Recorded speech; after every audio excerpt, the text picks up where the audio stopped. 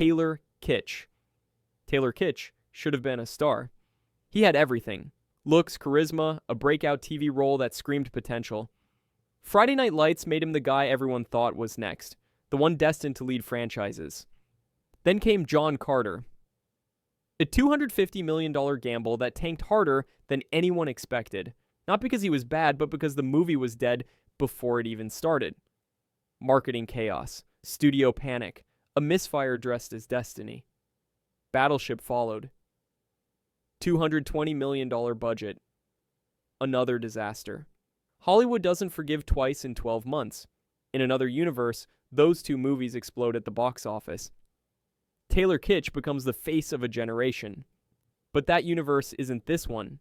He didn't lose talent. He lost timing. 1 year took him from rising lead to whatever happened to that guy territory. Now, he's rebuilding quietly. Solid performances, no spotlight. But the magic window closed. And in Hollywood, once it closes, it almost never reopens. Taylor Kitsch didn't fail. The system did. He just happened to be standing in the blast radius. Josh Hartnett. Josh Hartnett didn't disappear. He walked away. Early 2000s. Pearl Harbor, Black Hawk Down, 40 Days and 40 Nights. The studios lined up, the headlines crowned him Hollywood's next golden boy. He had it, that untouchable mix of charm and mystery.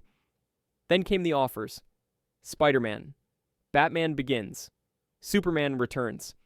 He said no to all of them, not out of arrogance, out of fear. He didn't want to be owned by a franchise. He wanted control, authenticity, freedom.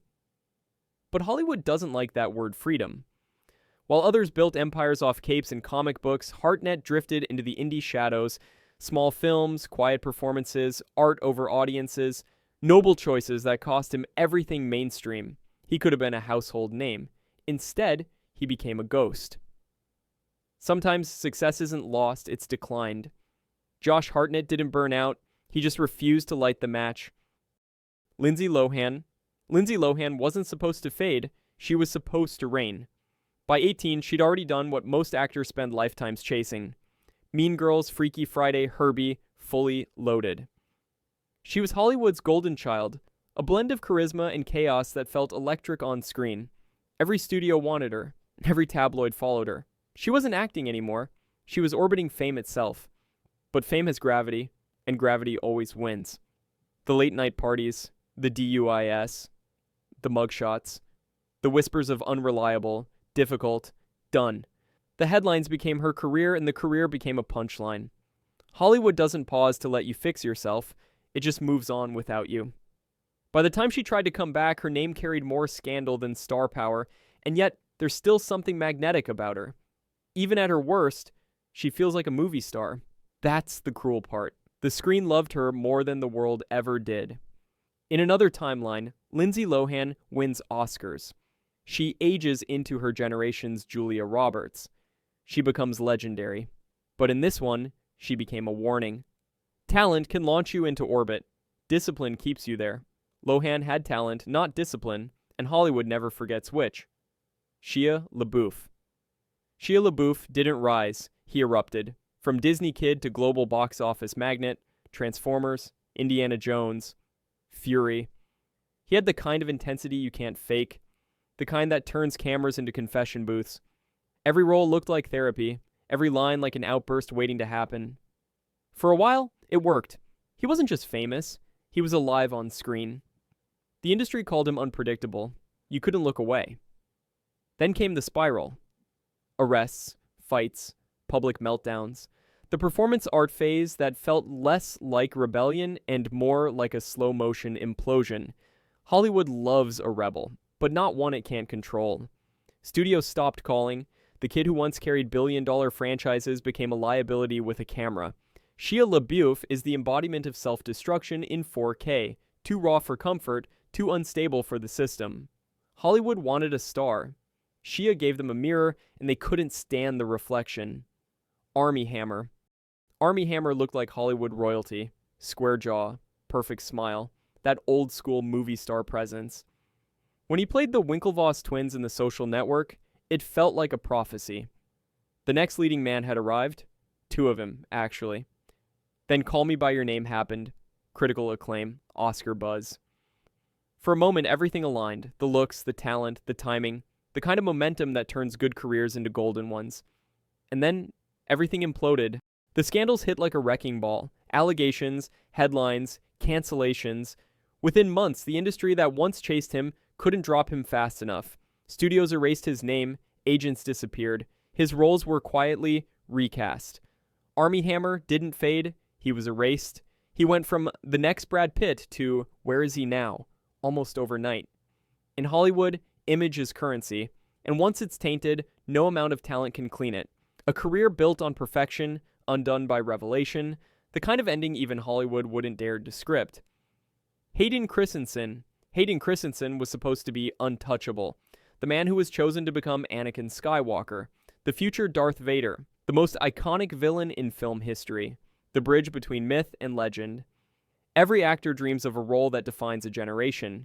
He got one that defined cinema. And then the internet turned on him. The dialogue, the delivery, the awkwardness. Fans ripped him apart before he could even grow into the part. Nobody cared that the script was stiff or the direction robotic. He became the scapegoat for everything wrong with Star Wars. Hayden didn't crash because he was bad. He crashed because he was visible.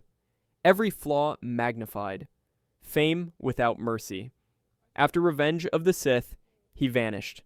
Retreated into quiet life, small projects, the occasional comeback that never quite stuck. Time softened the hate. The fans grew up, some even apologized.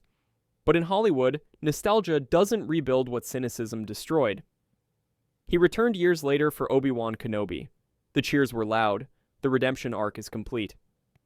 But Hayden Christensen was never the villain. He just played one too early in a world that wasn't ready to forgive. By the time they were, the moment had passed. Taylor Lautner. Taylor Lautner was a phenomenon. When Twilight hit, he wasn't just Jacob Black, he was the poster boy of teenage obsession, shirtless scenes, magazine covers, screaming crowds. Overnight, he became a global fantasy, the kind of fame that burns white-hot and fast. But fame built on hysteria has an expiration date, and when the vampire craze died, so did the spotlight. He tried Abduction, Tracers, a few action flicks that never landed. Each one felt like Hollywood testing him, asking, "Can you exist without the abs?" The answer came back silent. He wasn't bad, just miscast by an industry that only saw one version of him. When he tried to evolve, the audience had already moved on. Then he disappeared. No scandals, just a quiet retreat, marriage, peace, normalcy. There's something poetic about that. The kid who lived in global chaos finally chose calm. Taylor Lautner didn't fall. He stepped off the ride. He walked away from the noise. And maybe that's the most grown-up role he ever played. Cuba Gooding Jr. Cuba Gooding Jr. reached the mountaintop early. Jerry Maguire was a cultural earthquake. He won the Oscar. Danced on stage. Hollywood crowned him. And that's the thing about crowns. They're heavy. After that night, everything he chose seemed smaller. Snow dogs, boat trip, daddy day camp. Each one chipped away at the legend he could have been. He had the energy, the charisma, the talent. What he didn't have was restraint. The industry gave him gold. He spent it on noise. Then came the controversies, the legal troubles, the quiet exile. By the time the dust settled, the Oscar felt like a curse. Proof that he had it once, and proof that he lost it. Cuba Gooding Jr. isn't a story of failure. He's a story of how fast momentum builds and how brutally it stops. One night of glory, 2 decades of chasing it, he showed us the money, and then he